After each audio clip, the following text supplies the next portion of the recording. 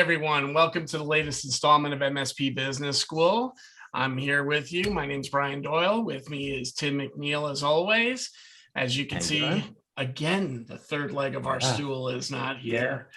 Now we're going to let everybody in on the genie behind the curtain there, whatever that saying is. Rob's not here because he's still having that ongoing technological problem. And because we batch these things, that was 20 minutes ago. I wish I could sit here and say it's been happening for a week, but it's really about, it's only been about 40 minutes since the last one. So for those of you that just tune in for Rob, I guess you can leave us now. But if you just tune in for Rob, then you're missing out on the real stars of this show. But with that being said, realistically, nobody's ever here for you and me, Tim, either. Yeah. They're here for our guests. And today we've got a great guest joining us. We've got Koutavas from ASCII joining us today. And he's going to tell us a little bit more for those of you that don't know about ASCII, what's going on there. And so he's got some interesting information to share a little bit later in the show as well. But let's kick things off with first, hello, Jerry. Thank you for joining us. And then thanks for having me, guys. You bet. And then the second component is just tell us a little bit about your backstory and how you ended up with ASCII.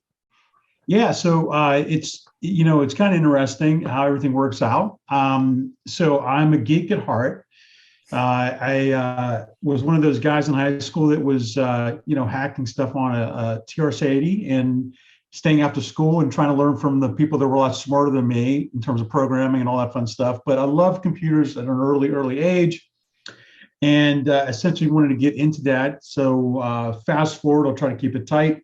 I tried my hand at college with going into computers. And at that point, back then it was like, here's a book, teacher really didn't teach you anything. You kind of like had to learn on your own. And after a while, I was like, you know what, I'm not gonna do this, I'm gonna go into sales. And eventually I landed at a company that was a software company that they crunched down all of the phone numbers in North America on CDs. And back then that was like, the bee's knees, let me get a mailing list together. I'll go to Computer City or, Comp USA back in the day and throw those and, throw all the software on a computer that can't even handle it.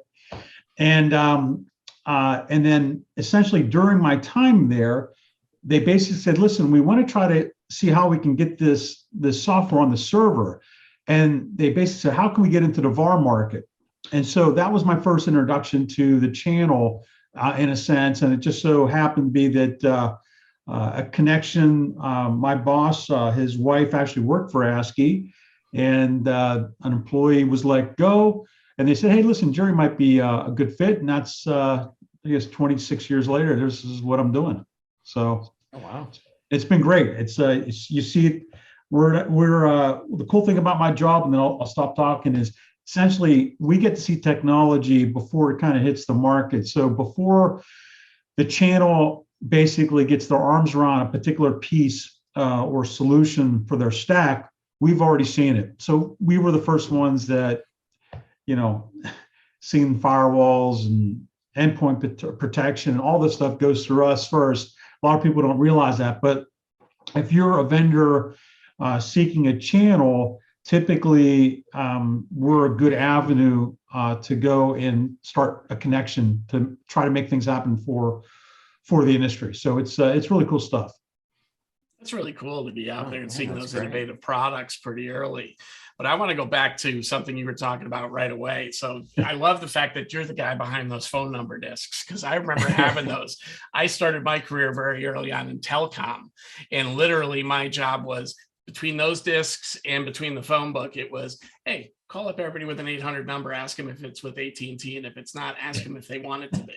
And that's literally what my pitch was for the beginning. So I remember those discs more than, it's probably the first time I've thought about them in 20 years, but I know it definitely does take you back. It's that whole industry is kind of interesting too. But yeah, that's how I got my start. It's been great. I mean, this industry is such a wonderful and competitive and challenging industry that you have to stay on your toes, and things are changing so fast. And I think for us and where things are going as an industry, it is just going to get faster. And not to go off the rails a little bit here, but AI is going to change our industry completely within the next, I would say less than 3 years, and it might even be quicker than that. Yeah. We're going to be looking at different technologies. MSPs are going to be using different things that might be geared more towards the enterprise, but ultimately they're going to get downstream to us. But it's going to be it's a great time to be an MSP. Yeah. And, The AI is, look, it can be good and bad, but there is no question it's coming downstream. That's going to be, it's starting to be absolutely everywhere, to the point where I've got a friend who lives in Seattle, and when he walks into his office, he has to walk by a robot and put in his ID.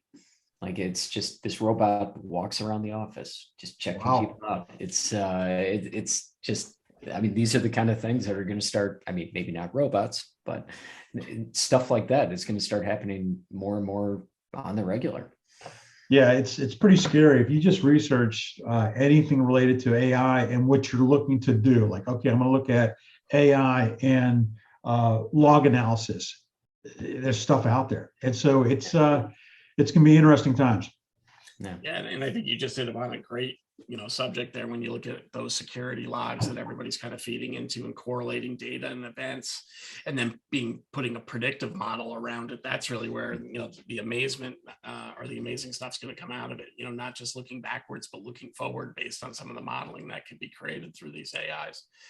It's going to be a fun time, and it looks like you're going to get to see it before we do. Jerry, we were talking before we jumped on about how you're really just doing this information evaluation. It sounds like you're kind of in the middle of it, and just interested to hear what that is, what you're looking at, and what the end goal is with that. Yeah. So we have a wonderful community of MSPs. Just really tight. The relationships are super strong, and it's a really large family. It's kind of interesting. We're in business, and business is business, but for some reason, ASCII is just this unique glue that people really want to work well together. And so part of working well is us trying to learn from each other. So one of the projects that we're putting together is called Rate My Stack. And simply put, it is information about what your peers are using and what they're not using, and the reasons why they're not using it. And we're going to be collecting all this information, aggregating it down, and providing people the ability to go in and search and sort and filter and what have you, but ultimately help them make a better decision if they're looking at different aspects of adding to their portfolio, or looking at reevaluating certain parts of their portfolio in terms of the solutions that they're using. So we're putting this together, and we think it's going to be pretty slick, because one of the key things I believe that the MSPs, the members, are going to get out of this is just a better decision process. Because if we can get to the data where people can see, like, oh, wow, 30% of the members are reevaluating solution X. Why is that happening? And showing them the reasons why that's happening, I think it's going to be very helpful. So we're pulling this information together. We have the spec that we're providing our developer, and we're looking forward to getting this out this year. That's going to be a critical piece of information out there, because the biggest question you see in the forums and the Facebook groups is, what are you guys using for XYZ? And the answers really come back so subjective, and also, very parochial to where people have their loyalties, allegiance, and things like that as well. So, it's tough to make those decisions on passion versus quantifiable evidence, right? So true. It's so true. And it's very hard. I mean, obviously we have a listserv/forum as well. And, it's, you're scanning information. Sometimes you might miss something in terms of like what really is the opinion of why someone didn't use something or did use something. And I think this is going to help just aggregate it down so people can really see, like, oh, well, here's, 50% of the people that are looking at evaluating it are doing it because of reason why, so real simple. Get them the data that they need quickly, and it can only help. And it'll be critical because, the answers are actually coming back from people using those tools too. Sometimes you see people just answering to be heard, even though they give you the old, well, I don't use it, but I hear this is great answer. And that's actually influencing people. It's crazy. Yeah. It's kind of wild. Our industry, it's I don't know. There's so many good parts about it. There's also a lot of frustrating parts because unfortunately, there's so many people trying to jump in that shouldn't be in our industry. And you see these people asking questions that are super novice questions. And I understand you have to learn and what have you, but I don't know. It kind of makes me sort of like, just clench up a bit because I just look at it as someone's small business is being run from a network perspective by this person that's asking this question. So for us, at least, the one thing that I love about our community is that it's not a free community. It's not a Facebook group. It's not something that you can just join automatically. You have to put some skin in the game to be in our group. And because of that, it does help filter people out that may not be ready for us or can't afford us. If you can't afford $1,000 a year, that tells you something right there. But respectfully, it does create a quality conversation that does matter. So typically, in our group at least, you're not seeing novice questions. You're seeing stuff that's really in the weeds. Some of it even at the chip level, and people have answers for it. So again, it's nice to see, and hopefully, our industry is going to get better long term, and we won't see some of the issues that we're seeing out there with MSPs not locking stuff down and what have you. Yeah. The biggest challenge in our industry, and I know there's some, work afoot to change that a little bit but I look at just my state that I'm a resident in. You got to get a license to be a plumber. You got to get a license to cut hair, but anybody can be an MSP tomorrow if they put up a website and start making phone calls. And, it's scary. It's a little scary when you think about it. It totally is. And, I know a lot of people don't want regulation and they are, against it and what have you, but the people that have legitimate, solid footing in terms of offering MSP services, they probably want regulation. They want something, a little bit of something to just, just like I said, for us, at least, just that little bit of skin in the game, it does help out a lot. So we're years from it because, government's not going to get their act together and really come to any sort of consensus. But the one thing that I do see going to the events and talking to our group is they're walking away from business. If the small business customer is not on board with cybersecurity strategy and what have you, the risk is way too high. And so I applaud our group for just walking away from business because, again, they don't want to be liable. And it's unfortunate, but that's where we are right now. It's critical with the liability coming down to the MSP level like it never has before. You do have to be smarter about what you're taking on in business and what risk you're willing to accept taking on a new client. Unless they've got a budget to really do the major overhaul you might have a long-term period of exposure, along the way. And you're spot on, Jerry. You're seeing more and more of those more mature MSPs saying, look, if I hire 3 of these companies anyway, it just means I got to find more staff. So there's really not a win-win proposition in it anyway. Right. Might as well not take the risk on, right? Right. Yeah. They're trying to scale. They have a procedure that they want to follow. So yeah, again, it's probably an easier decision than in the past just to walk away. Yeah. It seems once you hit a certain level of scale, the dollars aren't the most important thing anymore, which is great to see. Yeah. Well, we've talked about that a few times in the past, right? About how exactly this conversation, as security has gotten more and more prevalent over the last couple of years, you just have to be smarter as an MSP when you're going in with those. And if you're an MSP looking to dabble as an MSSP, man, you got to jump all in or not. And if you're not, you got to find somebody who can help you and bring them in to be a complement to you, not try and force a round peg in a square hole, do it poorly, and then be liable for it on the back end. One thing that off of what you're saying, Tim, that we're trying to do is we're trying to raise the bar in terms of having the MSP openly talk to their clients and potential clients about sort of their approach. A lot of MSPs sort of like tuck that stuff away. They don't want the end user knowing too much. Okay. And I think that's a disservice not only to the end user, but just to grow, because ultimately, if you go into a meeting and you're pretty much open, like this is our approach to handling threats on the network. This is our approach internally on handling threats to our network. This is our approach on handling how we structure third-party access and what have you, and backups and what have you. If you start having those open conversations, the next MSP that's trying to grab that business behind you is probably not going to have that conversation. So you're going to separate yourself, and you're also going to help that end user understand that, you know what, this stuff is not easy. Okay. Yeah. A lot of people jump in thinking it's easy, but they realize, wow, this is high visibility, services in a sense, and you really, you really have the life of the customer in your hands in some sense if you don't watch out what you're doing on the network.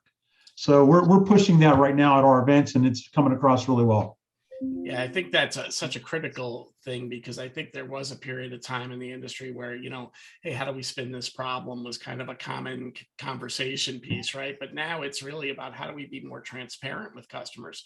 How do we educate them to understanding, hey, all of us can be breached no matter what we put out in front of it, right? I mean, states, right. I'm in Connecticut, states like ours even have legislation now saying, as long as you implement security controls like CIS or CMMC and demonstrate you're working towards that, you can't be held punitively for a breach anymore, because the reality is even the best companies get breached. So I think the more we can show that transparency with our customers, be open, help guide them to those making more informed decisions, even if they're not IT pros, right? Helping them along in that journey, the better we're going to be, and the better that relationship's going to be long-term on both sides. No, absolutely, Brian. Absolutely. Yeah, I think that, like everything evolves, our community is really a tech focused community, and they're not really sales focused in a sense.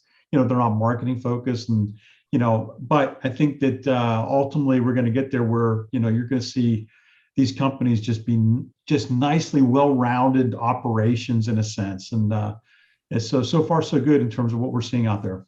That's great. Jerry, so what are some of the upcoming events for ASCII that are in the near term? Yeah, so we do 9 events around North America, primarily in US, and then we have one in Toronto. And essentially great events, day-and-a-half events. No cost, so it's great for someone just to drive in, meet their peers. I'm Greek, so we're going to feed you. So we got plenty of food and drink and what have you, but the content has been great. This year, we've really asked our vendor community to step up. So you're going to go there and hear a variety of best practices and learn how you can make some money along the way. So ASCIIevents.com is where people can get information. Our next event is in Toronto, and then we hit, I believe, Jersey, Miami, and Dallas to round out this year's series.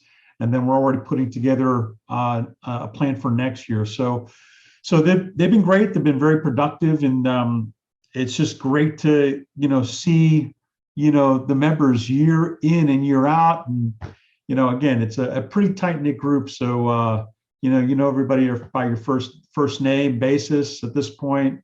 But yeah, great event. If you haven't been to an ASCII event, it's well worth it. Yeah, and I can step in and vouch for that. Rob and I were lucky enough I believe we went to every onsite last year. I think it started in Houston and ended in Anaheim. And I can tell you, it was very cool to go in the different spots throughout the country and just see everybody kind of come together. People were driving in from 2, 3, 4 hours away, coming in for a couple of days, and you could tell it was not only were they communicating very nicely with the vendors, but they were also, you could just tell that there were people that generally knew each other. and just they kind of walk around in packs. It was cool. It was I'd say every city was unique, different sizes, obviously, but that's going to be anywhere, and very, very much worth it. If you're an MSP, sign up with ASCII and do one of those, 100%. Yes. So Tim, it's kind of funny because, I've been doing this for events for easy 15 years. And, it's like every time we do an event, it's like, okay, another ring around the tree in a sense, in terms of doing an event. And it's funny because you do these things and it's almost like a record for me, at least, because I've been doing them for so long. But when you hear people that have never been to an event before, it's their first time, and they come over and just say, I can't, this is so valuable. I'm so appreciative of what you guys have done here. And I'm super impressed. It kind of just recharges you instantly. Our last event was last week in the Orange County, Los Angeles County area. I asked, and now mind you, again, we've been doing this for 15 years. I asked the audience, how many people this is their first time? It was 40% of the audience. Wow. No kidding. Yeah. And I'm like, I don't know how can that be? But that tells you, just like we're talking here, that a lot of people are really looking into this industry. And also too, once you get to a point where you feel you're stable enough to maybe I can break away from, the office and attend an event. So it's good to see. And it was really great energy out there. Yeah, awesome. That's great. So Tim, you know what it's time for? I know. It's the Fast Five. We're back. So Jerry, one thing we didn't tell you before. Surprise. All right. I already can tell this is going to be great. Yeah. No, so look, we've got 5, we just call them speed round questions, right? They're nothing's going to get you in trouble. Just real quick, and we go from there. So all right, lay it on me. Here we go. All right. So first one is talk, text, or Teams. Teams. Okay, that's the norm. Music, movies, or TV. Music. Okay. Mac or Windows? Couldn't tell by his background. Yeah, I know. Yeah. Mac or Windows? Say that again. Mac or Windows? Windows. Yeah. What age do you want to retire? Say that again. What age do you want to retire? Based on my hearing, probably now. I'm shooting for like 62. Okay. All right. And then, if there's one thing you would do outside of ASCII, like if you had one choice or one option to do something else, what would that be? Probably a couple of things. I'd love to produce a concert. I think that would be interesting. But outside of that, basically photography. I'm a novice photographer, so anything creative, I'm all about. Yeah, awesome. Very cool. All right, Tim. Well, do you want to take us the rest of the way home? Yeah. I'll fill in for Rob this time. You had the last one, so well, Jerry, I really want to thank you for coming on. It was great having you on, and actually, Rob and I will be seeing you in Miami and in Dallas, so we'll be at both of those. Awesome. But for anybody listening, you can download our podcast wherever you can find a podcast, to include watching us on YouTube, if that's your preferred media method. Jerry, again, really appreciate you coming on.